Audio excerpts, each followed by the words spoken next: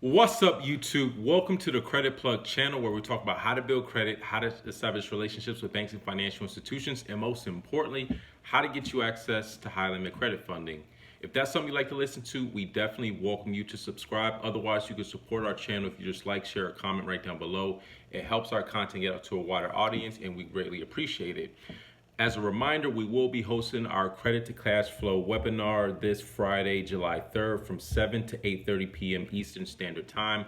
We're going to be going over different strategies and best practices when it comes to monetizing your credit data and credit accounts in order to generate income. So if that's something you'd like to learn about, there's a link in the description for you to register. Registration will be open until 6 p.m. Friday, July 3rd. So definitely go check that out. So for today's video, I have not really an unboxing, but I do have a credit card review. Now, in a couple of my videos, I've always sort of hinted at or just explained the benefits of opting in.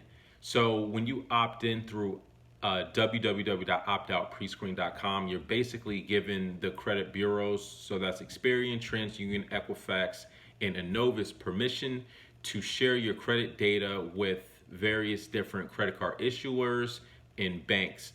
Now, the thing about this, these institutions, they receive your credit data either on a monthly or quarterly schedule. And then from that data, they're able to offer you pre-selected, pre-approved, or pre-screened credit offers. Now, a lot of these types of accounts you can't apply for directly. You have to get an invitation. So the only way to really become eligible is if you opt in. So I've actually maybe gotten about, I would say, maybe 7 or 8 different credit cards through opting in. Probably more than that, but definitely a handful of them. So the other day I got this in the mail. So there was an envelope on the front. It says you're pre-approved, allegedly, $0 annual fee and 1% cash back. So, generally when I see the pre-approved on the front, it's generally, I kind of associate that with, like a bottom feeder type of card. But the fact that there's no annual fee, it's not that bad. So the card that I'm going to be reviewing is the Mercury Mastercard. Now, I don't really know too much about the Mercury Mastercard. I actually just finding out about this particular credit card to, like today or yesterday rather, when I opened it. But just from the sounds of it, and I actually got an offer for $1,250, which, as some of you saw the video that I posted the other day, I asked you guys kind of what's the minimum threshold for a credit card, if you were to undertake an inquiry. Now, there were a bunch of different answers there. Some as high as 20,000 minimum. Some people were content with at least 1,000. Me personally, 3,000 is right around where I would actually take on a potential inquiry. Granted that $3,000 limit has some room to grow. That's what I would hope for, and it being a 0 annual fee credit card. So with this particular card, let me just go over again. So there's no annual fee, 1% cash back on all purchases. The APR is 25.99% on purchases and 27.99% on cash advances. So, it's not too great in terms of, rewards or anything like that.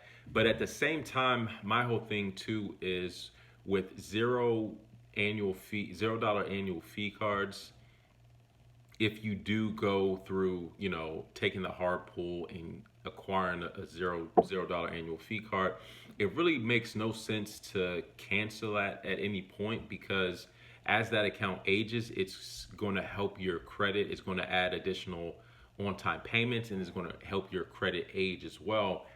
Even if you don't use it, it's just a revolving account that's reporting on your credit. So in the long run, it's really going to be beneficial for you to just leave those types of accounts open. Now, with that being said, there is an opportunity cost, especially where I am right now, to take on a $1,250, using inquiry to get $1,250, which isn't that much. Now, and if you were to ask me this 3 years ago, I probably would have taken it no questions asked. But there is an opportunity cost with an inquiry. So just knowing what I know now, I know that I can perhaps get 2 to 3 accounts in some situations using the same inquiry, depending on the strategy that I deploy in the institution. So that's not to say that this isn't a bad card, the Mercury Mastercard. At the end of the day, it's $1,250. I mean, there's a lot of things that you could potentially do with that. But in my situation, this definitely isn't something that I'm going to proceed with. But it's interesting because I've never heard of the Mercury Mastercard until recently. So this is new to me. So if there's anyone else who has any experience with the Mercury Mastercard, definitely let me know in the description down below. I did do a little bit of research on this particular card after I had opened it, and some pretty recent reviews, even on my FICO, where people are saying the limit can actually grow a little bit. I'm not sure how much it could actually grow, but if it does have the potential to grow, that's another consideration as well. There are certain cards that are kind of capped at certain limits, so regardless of how long you've had it, it just won't go up. But the Mercury Mastercard does, does grow. For those looking, this isn't a credit card, so these numbers on here don't mean anything. But anyways, that's all I really wanted to share for this video. If there's anyone who's had any experience with the Mercury Mastercard, definitely let us know.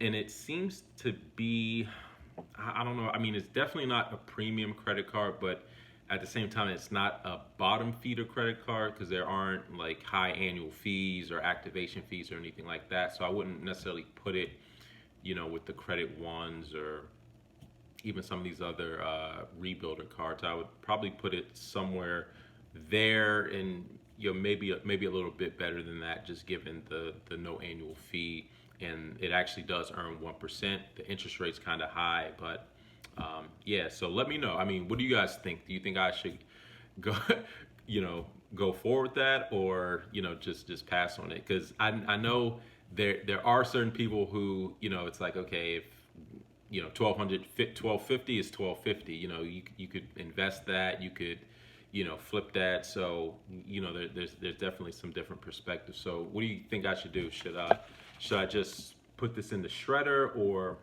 should I actually apply for it? Let me know in the comment section right down below. I know what I'm going to do, but yeah, let me know if there's anyone who has any experience with it. And then just as a last reminder, we will be hosting the Credit to Cash Flow webinar Friday, July 3rd from 7 to 8:30 p.m. Eastern Standard Time. There's a link in the description, so don't forget to register. Registration will be open until 6 p.m. Friday, so there is 6 days left for you to do so. And we will be offering a recorded webinar as well if you can't attend live. I know a lot of people are busy on Friday evenings, but yeah, so anyways, that's all for today's video. Until next time, y'all take it easy, and we'll talk to you soon. Peace.